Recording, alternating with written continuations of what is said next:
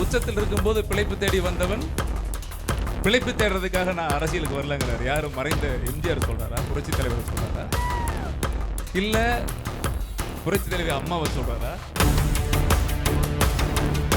கையை அப்படி சொடக்கு போட்டு திரு மோடிஜி கையை சொடக்கு போட்டு ஒத்த விரல் நீட்டார்ல. 14 ஏப்ரல் 16 அன்னைக்கு தேர்தல் பிரச்சாரத்தின் போது கொடிசியா வளாகத்துல பூனைக்குட்டி மாதிரி கையை கட்டிட்டு பொம்மன் உட்கார்ந்துருந்தீங்க தம்பி.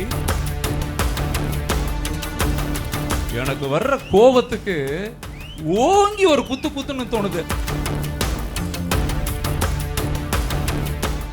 இன்னைக்கு மதுரையில் நான் இந்த விழா மேடையை வேற மாதிரி ஆக்குறேன்னு நினைச்சுக்காதீங்க.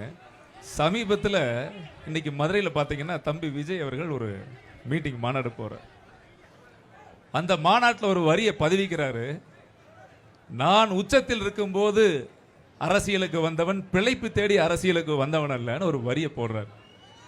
அவர் யாரை சொல்ல வர்றாரு? உச்சத்தில் இருக்கும்போது பிழைப்பு தேடி வந்தவன் பிழைப்பு தேடுறதுக்காக நான் அரசியலுக்கு வரலங்கிறார். யாரும் மறைந்த எம்ஜிஆர் சொல்றாரா, புரட்சி தலைவர் சொல்றாரா, இல்ல புரட்சி தலைவி அம்மாவை சொல்றாரா, இல்ல நமக்கெல்லாம் மிகுந்த பிடித்த என் பாசமான அண்ணன் திரு கேப்டன் விஜயகாந்த் சார் அவர்களை சொல்றாரா? ஒருவேளை நேரடியா சொல்றதுக்கு வெக்கப்பட்டு ஐயா கமலஹாசன் அவர்களை சொல்லியிருப்பாருன்னு நான் நினைக்கிறேன். ஏன்னா அதுக்கு சிறந்த பொருத்தமான ஆள் அவர் தான். பிழைப்பு தேடி அரசியல் செய்வது பொருத்தமான அவர் தான். அப்புறம் இன்னொரு ரொம்ப முக்கியமான விஷயம், கையை அப்படி சொடக்கு போட்டு திரு மோடிஜி கையை சொடக்கு போட்டு ஒத்த விரல் நீட்டார்ல. 2014 ஏப்ரல் 16 அன்னைக்கு தேர்தல் பிரச்சாரத்தின் போது கொடிசியா வளாகத்துல பூனைக்குட்டி மாதிரி கையை கட்டிட்டு பொம்மன் உட்கார்ந்துருந்தீங்க தம்பி. இப்ப கேட்கிறார் அவரு, இஸ்லாமிய சகோதரர்களுக்கும் இஸ்லாமியர்களுக்கும் துரோகம் விளைவிக்க வந்ததா ஒன்றிய அரசுன்னு கேட்கிறிய தம்பி. அன்னைக்கு நீ என்ன கோரிக்கையை வச்ச? கச்சத்தீவை மீட்கிறதுக்கு வந்து பாத்தியா? மீனவர் நலனுக்காக பாத்தியா?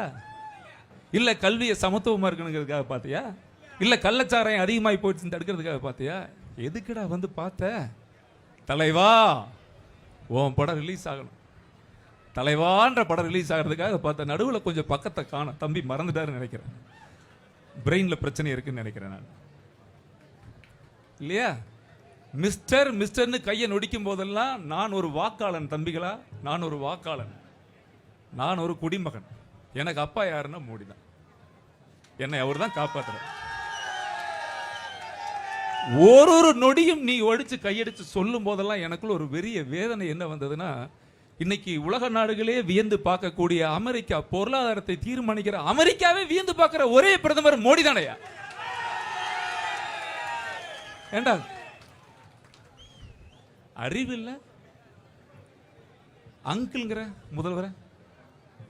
அறிவில்லை மிஸ்டர் மோடின்னு கை நீட்டி சொடக்கு போட்டு கூப்பிடுற? இதுதான் அரசியல் நாகரிகமா? நீ இப்படி இருந்தா இந்த பிள்ளைகள்லாம் எப்படி இருப்பாங்க? உன்னை நம்பி வந்திருக்கிறாங்களே கண்ணுங்களா, எத்தனை லட்சம் பிள்ளைகள். இன்னைக்கு அரசியல் யாருக்கு வாக்கு போறோம்? நம்ம யாருக்கு வாக்கு போறீங்க? கவர்ச்சிக்காக வாக்கு போடுறீங்களா?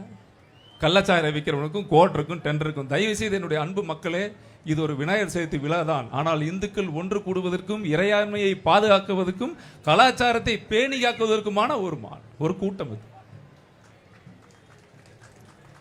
நீங்க நல்லவர்கள் எல்லாம் அந்த பதவியில் அமரவில்லை என்றால் திருடவர்கள் அத்தனை பேரும் சேருக்கு ஆசைப்படுவோம். நல்லோர்கள் நம்மை ஆள வேண்டும், அப்பொழுதுதான் நாம வாழ முடியும். எனக்கு வர்ற கோபத்துக்கு ஓங்கி ஒரு குத்து குத்துன்னு தோணுது. அதை முதல்ல வாக்குல குத்துங்கன்ற, வாக்கால் குத்தி ஒழிக்க வேண்டும். என்னுடைய அன்பு வேண்டுகோள் தங்க, மாறணும், மாற்றப்படணும். திரும்ப சொல்றேன், நல்லவர்கள் ஆள வேண்டும் என்றால் ஆழ்ந்தால் மட்டும்தான் நாம் நிம்மதியாக வாழ முடியும். செய்திகளை உடனுக்குடனும் துல்லியமாகவும் தெரிந்து கொள்ள சப்ஸ்கிரைப் பண்ணுங்க.